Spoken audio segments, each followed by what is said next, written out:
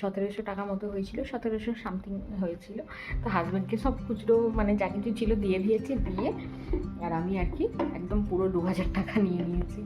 একটা বাচ্চাকে পড়াবো, আমি যখন নীলকাতে পড়াই ওরা স্পেশাল মাইনে দিয়ে পড়ায়, কিন্তু তোমার তো সেই ক্ষমতা নেই যে তুমি স্পেশাল মাইনে দিয়ে পড়াবে, সবার সেই ক্ষমতা থাকেও না। Hello everyone, good morning, welcome back to my channel. আশা করি আপনারা প্রত্যেকে খুব ভালো আছেন আর আমরাও বেশ ভালো আছি। তো এখন সকাল 11টা 10 হয়ে গেছে, সকাল কিন্তু আর নেই। আমার রান্না বান্না মাজা ধোয়া কমপ্লিট হয়ে গেছে, এবার শুধুমাত্র মোছামুছি কাচাকাচি এগুলো বাকি আছে।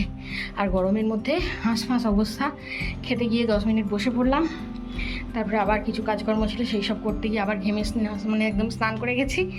এবার হচ্ছে মোছামুছির পালা। তার আগে ভাবলাম যে না, ছাদে আছে কাপড় জামা, সকালবেলা ধুয়ে শুকনো দিয়ে গেছি, সেগুলো এখন তুলতে হবে, কারণ রোদ্দুরে মানে কালার ফেড হয়ে যাবে। তো বিছানার চাদর টাদরগুলো ভিজিয়ে দিয়েছি, কাচবো।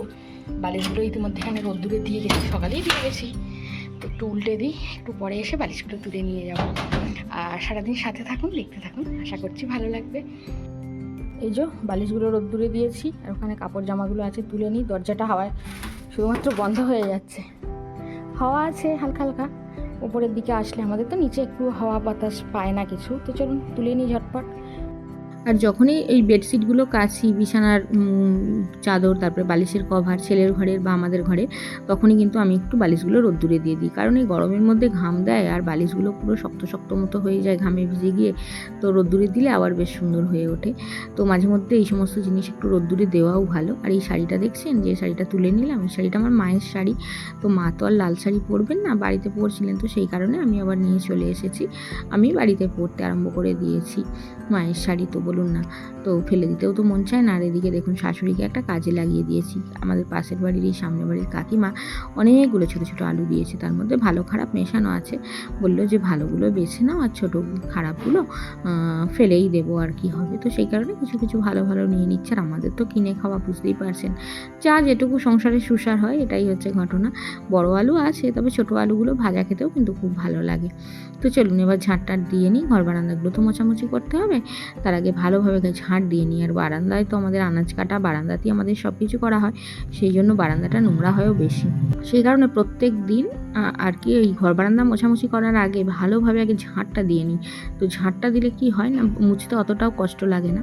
আর এখন দেখুন না, বেলা 2:30 নাগাদ বাজে, এখন আমি স্নান টান করে উঠলাম। এর মধ্যে প্রচুর কাজকর্ম হয়েছে, সমস্ত তো আর ক্যামেরা অন করে করে করা সম্ভব হয় না বলুন, আর মনেও থাকে না সত্যি কথা বলতে কি। যেমন আজকে টয়লেটটা ক্লিন করলাম, তারপরে উনুন গোড়াটা নাতা দিলাম, মানে যেখানে রান্নাবান্না করি উনুন শালটা ওখানটা ভালোভাবে নাতা দিলাম, তারপরে রান্নাঘর, গ্যাস ওভেন এগুলো সব মোছামুছি করলাম। তারপরে ওই যে আলুগুলো আমার শাশুড়ি কিছুটা বেঁচেছিল, কিছুটা আবার আমি ভালোভাবে বেছে নিয়ে বাদবাকিটা কাকিমাদের বাড়িতে দিয়ে আসলাম। ওদের এক জায়ের গরু আছে, বললো তাদেরকে দেবো, তাহলে গরুকে খাইয়ে দেবে, তো সেই কারণে দিয়ে আসলাম। এই সমস্ত টুকুর টুকুর করে কাজগুলো অনেক মানে করতে সময়ও লেগে গেল। আর তার মধ্যে ছিল এক বালতি ভেজানো, সেগুলোও সব কাচাকুচি করে নিয়ে এখন চলে আসলাম ছাদে। এখনও খাইনি জানেন, এবার গিয়ে খাওয়া দাওয়া করবো। সবারই তো খাওয়া হয়ে গেছে, শাশুড়িকে তো 1টা বাজলেই ভাত দিয়ে দিতে হয়, তো শাশুড়ির খাওয়া হয়ে গেছে। ছেলেটা তো আমার স্কুলে গেছে, আর বর তো সকালের দিকে কাজে বেরিয়ে গেছে। তো শুধুমাত্র বাকি আছি আমি। এবার গিয়ে একটু শান্তি করে বসে খাওয়া দাওয়া করবো। কাপড় জামাগুলো মেলে দিই, না হলে আবার যদি মানে ওয়েদার খারাপ হয়ে যায়, ঝড়টড় ওঠে, তাহলে আর শুকাবে না, এগুলোকে আবার ঘরের মধ্যে সব মেলতে হবে। আর কাপড় জামা এক রোদে শুকালে দেখবেন তাতে কিন্তু কোনো গ্যাস গন্ধ হয় না। আর কাপড় জামা যদি না এক রোদে শুকায়, তাতে দেখবেন একটা কীরকম গুমো গন্ধ ছাড়ে। তো সেই কারণে আমি তাড়াতাড়ি করে আর কি ভালোভাবে নিগড়ে একদম শুকনো শুকনো করে আর কি মেলে দিচ্ছি, যাতে করে এক রোদের মধ্যেই শুকিয়ে যায়। আর এগুলো না ছাদের মধ্যে পেতে দিচ্ছি, পেতে দিলে ছাদটা ভীষণ গরম হয়ে আছে, তো পেতে দিলে ঝপ করেই শুকিয়ে যাবে তাড়াতাড়ি করে। আর হচ্ছে এক রোদেই শুকিয়ে যাবে, তাহলে বিছানাতে গিয়ে আমি পাততে পারবো, বালিশে লাগাতে পারবো কভারগুলো, কোনো সমস্যা হবে না। তো চলুন, হয়ে গেছে সব, এবার নিচে চলে যাই, গিয়ে দুটো খাওয়া দাওয়া করতে হবে, প্রচণ্ড খিদে পেয়ে গেছে। আর ইতিমধ্যে দেখুন আমি ভাতও বেড়ে নিয়েছি, তবে হ্যাঁ তরকারিটা আনতে ভুলে গেছি, তো সেই কারণে আবার এই যে তরকারিটা নিয়ে আসলাম। আর আজকে কী রান্না করেছি বলুন তো, ওই যে করলা আলু ভাতে দিয়েছি, সামনেরটাই হচ্ছে করলা আলু ভাতে, আর এটা নিলাম তরকারি, এটা হচ্ছে ভেন্ডি সিদ্ধ, এটা হচ্ছে পটল ভাজা, মানে পটল আলুর তরকারি, কিছুটা পটল বেঁচেছিল সেটা ভাজা করে নিয়েছি। আর ওই করলার দানাগুলো পাতিয়ে রেখে দিয়েছে, তার মধ্যে আছে একটু ডিমের বড়া, আর হচ্ছে মাছের ডিমের বড়া, আর একটু হচ্ছে মাছ। তো মাছটা না একটুখানি নিলাম, বাদ বাকিটা রেখে দিয়েছি, কারণ কি বলুন তো, ছেলেটা না ভাত যদি খায়, স্কুলে গেছে এসে যদি দুটো ভাত খায়, তাহলে আবার ও কি শুধু ভাত খাবে? আর শুধু ভাত তো আমার ছেলে একেবারেই খাবে না, নিরামিষ হলে ও একদম খেতে চায় না, ওর মাছ ডিম একটু চাই, নিজের পক্ষে একটু ওই পেঁয়াজ লঙ্কা দিয়ে বেসন দিয়ে বড়াও করে দিতে হয় আর কি, তাহলেও ওটা ভালো পায়, কিন্তু একেবারেই নিরামিষ ও একেবারেই খেতে চায় না। তো আজকে বানিয়েছি হচ্ছে টক ডাল, তো টক ডাল দিয়ে ভাত খেতে আমার না ভীষণ ভালো লাগে, আবার একটু ওই বাটিতে রেখে দিই জানেন তো, শেষকালে একটু বেশ চুমুক দিয়ে খাবো, ওটা কিন্তু আমার খুব ভালো লাগে। আর আমি না টক ডালে একটু মিষ্টি দিই, একটু বেশ টক টক মিষ্টি মিষ্টি এই রকম হলে স্বাদটা বেশ ভালো লাগে খেতে, আর একেবারে শুধু মানে ঠাসা টক এরকমটা কিন্তু ভালো লাগে না। আগে আমার শাশুড়ি ওই রকমই করতো, ঠাসা টক দিত টকের ডালে, তো আমরা ওইভাবে কোনো দিন খাইনি, আমি একদম খেতে পারতাম না, তারপরে একটু একটু একটু করে মিষ্টি দিতে দিতে এখন মিষ্টি দেওয়া ডাল খাওয়া সবারই মোটামুটি অভ্যাস হয়ে গেছে। তবে হ্যাঁ, হাজব্যান্ডের জন্য তুলে রাখতে হয়, কারণ ও তো মিষ্টি জাতীয় খাবার খাবে না, ওর যেহেতু ডায়াবেটিস আছে, ও সেই কারণে টক মিষ্টি দেওয়ার আগে ডাল তুলে রেখে দিই। তো চলুন, খাওয়া দাওয়া হয়ে গেল, আর এই জলটা খাচ্ছি জানেন, গরম জল, গতকালের জল তোলা আছে, সেই জল একদম গরম জল, নিচে জল তুলেছি, তবে নিচে আর কি বোতলগুলো গামলায় ভরে রেখে দিয়েছি। খাওয়া দাওয়া হয়ে গেল, এবার উপরে যাবার পালা। তো উপরে যাব, চুলটুল আঁচড়াবো, চিরুনিটা নিয়ে নিচ্ছি। আর এইটা দেখতে পাচ্ছেন, এই যে ভান্ডারটা, গত পরশু দিনে এই ভান্ডারটা আর কি কেটেছি, কেটে এর মধ্যে যে টাকা পয়সাগুলো ছিল, তো ওই 1700 টাকা মতো হয়েছিল, 1700 সামথিং হয়েছিল, তো হাজব্যান্ডকে সব খুচরো মানে যা কিছু ছিল দিয়ে দিয়েছি, দিয়ে আর আমি আর কি একদম পুরো 2000 টাকা নিয়ে নিয়েছি।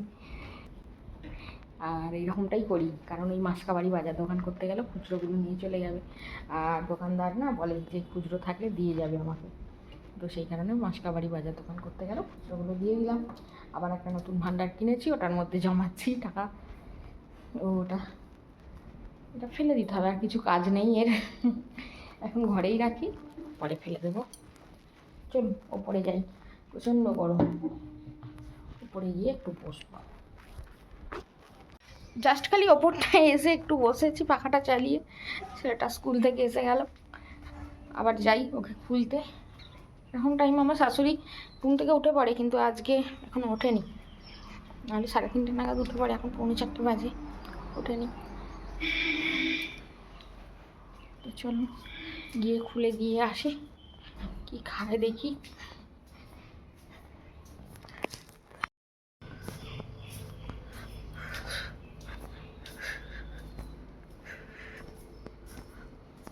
দাঁড়া যাচ্ছি।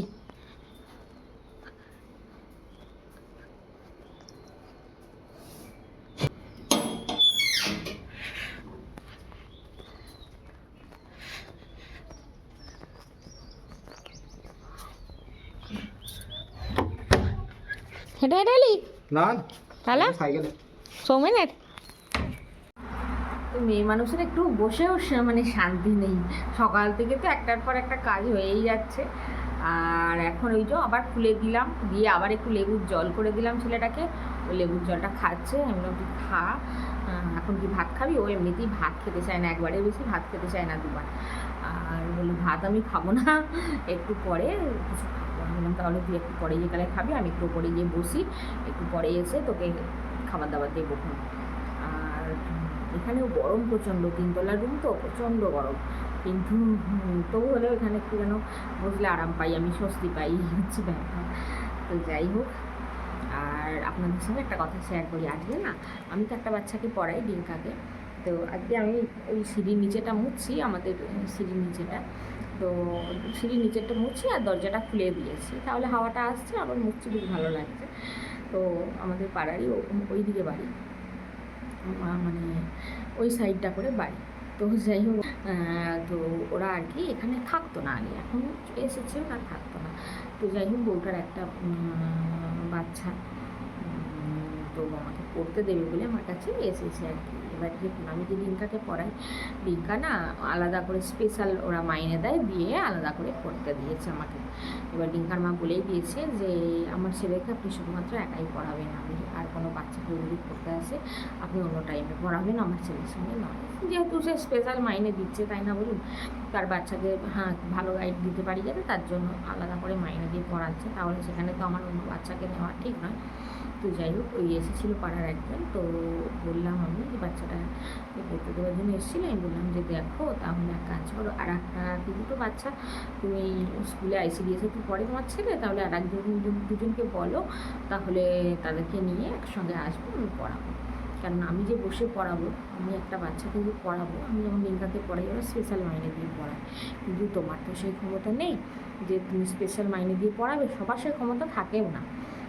তো কাজেই তুমি আর একটা কি দুটো বাচ্চা নিয়ে আসো, জোগাড় করো, তাহলে একসঙ্গে দুজন তিনজনকে পড়ালে আমারও খুশি হয়ে যাবে, আর একটা ব্যাচ হয়ে যাবে। কারণ ওকে যেহেতু রিঙ্কার সঙ্গে পড়ানো যাবে না, তো সেই কারণে ওকে আলাদা করে আমি একা তো বসেই পড়াতে পারবো না, তুমি তাহলে আর একজন দুজনকে জোগাড় করো। এই বললাম, বললো ঠিক আছে দেখছি, এবার দেখা যাক কতদূর কী করতে পারে। আর ওকে এই বাচ্চাটাকে নিয়ে যে একা পড়াবো, সেরকমভাবে সত্যি কথা বলতে কি ওদের আর্থিক পরিস্থিতি সেরকম ভালো না। এবার তাকে আমি প্রেশার দেবো যে আমাকে এত টাকা দিতে হবে, এটা ঠিক না, তাই না? তো আর সবথেকে বড় কথা হচ্ছে যে একটা আইসিডিএসের বাচ্চাকে পড়াতে অনেক টাকার দরকার হয় না, কিন্তু ঘটনা হচ্ছে সে যদি বলতো যে আমার বাচ্চাটাকে স্পেশালভাবে পড়ান আপনি, তাহলে আমি আলাদা করে মেনে দেবো। সে যেহেতু সেটা বলছে না, কাজেই আমার দরকার নেই তাকে জোর করে চাপ দিয়ে কিছু বলার। তো যাই হোক, তাকে এই কথা বলেছি, এবার দেখা যাক কতদূর সে কী করতে পারে, এই হচ্ছে ব্যাপার। তো চলুন, আজকে আর বকবক করবো না, আবার সন্ধ্যার দিকে হচ্ছে রুটি তৈরি করবো, তরকারি হবে, বাচ্চাটাকে বিকেলে পড়াবো, মশকাবাড়ি মুদিখানার বাজার দোকান করে এনেছে গতকাল, সেগুলো গুছাতে হবে, এই সমস্ত প্রচুর কাজ আছে। তো এখনকার মতো আসছি, সবাই ভালো থাকবেন, সুস্থ থাকবেন, সাবধানে থাকবেন। আর আমার ভিডিও যদি ভালো লেগে থাকে তাহলে অবশ্যই লাইক দিয়ে সাবস্ক্রাইব করে আমার বন্ধু হবেন। আজকের মতো আসছি, টাটা।